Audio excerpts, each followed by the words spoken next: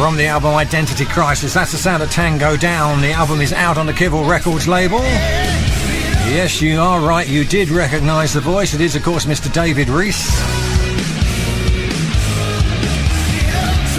A song called Dream Child.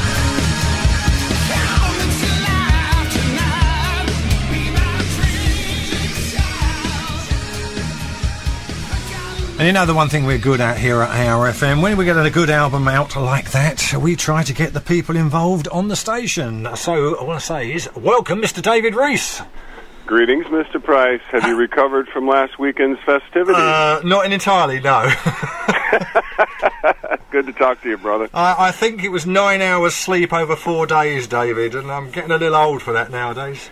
Yeah, I just got back from Germany about 10 hours ago. I'm in the same boat mentally, actually. So I know how you feel, bud. So we should start again, shall we? Shall we both have a quick snooze during the interview then? Yeah, it might be a bit boring for the people listening, though. You know. Yeah, snoring in stereo. Yeah, I bet you I'd win. Oh right, okay. The wife tells me I've got a pretty good one. She now sleeps in another room, so. Oh well, I have no answer to that. I really haven't. Tango Down album. That's her excuse, anyway.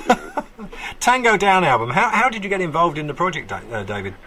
John Kivel contacted me back in 2010, early in the year, and they sent me some tracks. And I think I started writing right away with Scott Miller, the guitar player. Yep. We started throwing ideas around, and it all just kind of circled and circled and circled. The next thing I knew, I was in New York working with the guys. I mean, the end result is actually fabulous. I mean, you've been getting rave reviews. I see this week melodicrock.com gave it 90%, which is pretty good. Yeah, it's humbling. I mean, you know, there were some hang-ups with the release and stuff, and I kind of didn't pay attention to what was happening with it, and then boom, it was out, and all over the internet, I'm reading people love it. So I'm really happy. I'm glad. I mean, I love the record, so but I had no idea that it would be this well received, you know. How different do you think it is to some of the other projects that you've been involved in, the other bands you've been in? It's got to my point, it's got a sort of slightly different sound about it, but I can't say what it is. Yeah, you know, it's weird. It's like some of the stuff I write for BC, you know, is the BC thing, and then when you get around new people, you start writing, I guess, differently, is for the lack of a better word. And then, you know, John Kivel brought in Jace Pollock as a writer and some other guys. So, you know, I was singing their songs, so probably that's where that comes from. You know, they had demos of their vocals on it, and I had to learn it.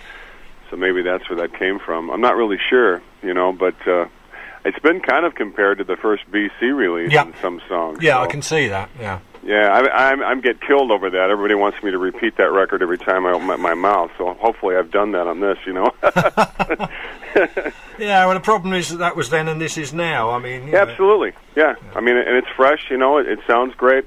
Ty Sims produced it, and I think he did a great job. I mean, Ty's a good old boy from Arkansas. And know him well.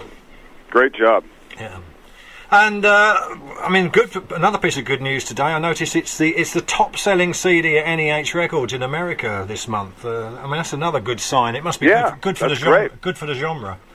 Yeah, it really is. I mean, I think other records I've done, the highest I ever got was third, and for a month there. So to be number one is a great. It's a great feeling. Actually, you're the first to tell me today. You know, we were talking before the interview, so. Great news, you know. As they would say on CNN, breaking news. Yeah, we could use a bit of refreshment with the news, couldn't we? Yeah, absolutely. Yeah, especially redundant lately. Especially out there at the moment. Absolutely. So, I mean, you know, obviously the next step for me, and a lot of people are already asking, and I've seen your name in the frame for a certain festival in 2013, or Tango Down's name in the frame. I mean, what about the chances of playing live? Well, we've done a bunch of live shows. While I was doing the record, we went out and did South Dakota Rock Fest with Vince Neil, and then we returned back to New York, and we finished the vocal tracks. And while we were there, we also did some shows with Y&T in 2010. Kivel's really good about that. He tries to keep the band out. And then last February, we shot the video for Blame, and whilst there, we did 2 other shows with Y&T, one in the Chance Theater in Poughkeepsie, New York, and then one in Rhode Island. Right. So You know, the U.S., I think John was telling me a couple weeks ago that he's talking about January, we're going to play some shows on the East Coast. So right. Cross fingers, you know. And I mean, Europe must be a sort of an attractive destination because you've got a particularly strong following in Europe yourself. Yeah, I hope. It's a fight every day, as everybody knows. But seems to be the strongest market for me and what I do musically. You know? You wouldn't be averse to coming over and playing a few then? No, you know me. Have bag will travel, dude.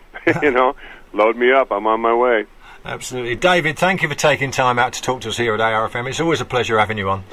You're a great man, Steve. Thanks for keeping the good fight. You always do great work, and we appreciate you and all your work, especially with Firefest. I mean, you're spot on, dude. Thank you very much indeed. And we're going to play out with a track. I'll let you pick this one. It's Enlighten Me. What's the sort of the reason behind this choice?